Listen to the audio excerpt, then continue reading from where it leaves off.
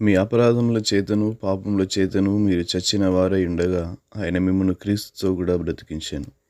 ఎఫెసీయులకు రాసిన పత్రిక 2వ అధ్యాయం 1వ వచనం.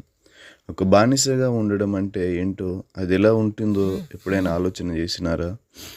నీ వంశ వృక్షాన్ని నీవు మళ్ళీ మొదటి నుంచి పరిశీలించి చూసుకోగలిగితే మీ పూర్వీకులలో ఎవరో ఒకరు మరొకరికి బానిసలై ఉండిన విషయం బయటపడవచ్చు. అనేక సంవత్సరాల క్రితము ధనికుడైన ఒక క్రైస్తవుడు ఒక ప్రత్యేక బానిసే కావాలని అతని నిమిత్తం అత్యధిక మూల్యం చెల్లించాడు. వాస్తవానికి ఆయన బానిసత్వాన్ని బాగా ఏవగించుకున్నాడు. కాబట్టి ఈ బానిసను విడిపించి అతనికి స్వేచ్ఛ ఇవ్వాలన్నదే ఆ బానిస కొరకు అంత మూల్యం చెల్లించడంలో అతని ముఖ్య ఉద్దేశమై ఉన్నది.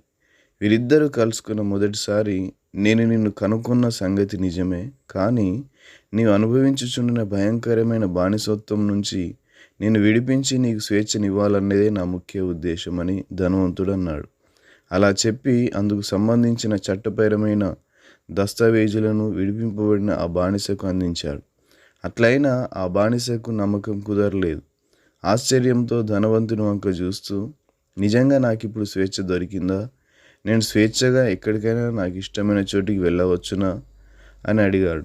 అందుకు క్రైస్తవుడు, అవును, నిన్ను నేను కొన్నది అందుకొరకే, బానిసత్వ బంధకాలలోంచి నీకు చిరకాల విముక్తి కలిగించాలని అంత మూల్యం చెల్లించాను అని ఆ క్రైస్తవుడు చెప్పాడు.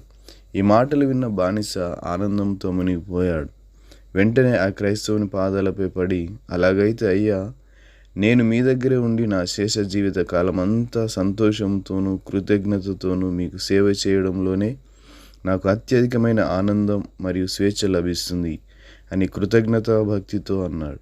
ఒకానొకప్పుడు మనమందరం ఏదో ఒక పాపానికి లేదా ఏదో ఒక విషయానికి బానిసలమై ఉంటిమి. బహుశా నేటికి కూడా నీవు ఏదైనా ఒక ప్రత్యేక పాపానికి బానిసవై ఉన్నావేమో. మనల్ని ప్రతి పాపం యొక్క బానిసత్వం నుండి రక్షించడానికే యేసుక్రీస్తు వచ్చాడు. నీ పాపముల నుండి నిన్ను విడిపించడానికి నీవు యేసుక్రీస్తును అనుమతిస్తావా? నీ జీవితకాలం అంతా కృతజ్ఞతతో ఆయనను సేవిస్తావా? ఈనాడే ఇప్పుడే నీ పాపాల నుంచి విడిపించి నిన్ను స్వతంత్రంగా చేయునట్లు యేసయ్యకు నీ యొక్క జీవితాన్ని అప్పగించు. ఈ చిన్న సందేశం కనుక మీకు నచ్చినట్లయితే మా యూట్యూబ్ ఛానల్ని సబ్స్క్రైబ్ చేయండి. అనేక మందికి ఈ మెసేజ్ని ఫార్వర్డ్ చేయండి. అందరికీ వందనాలు.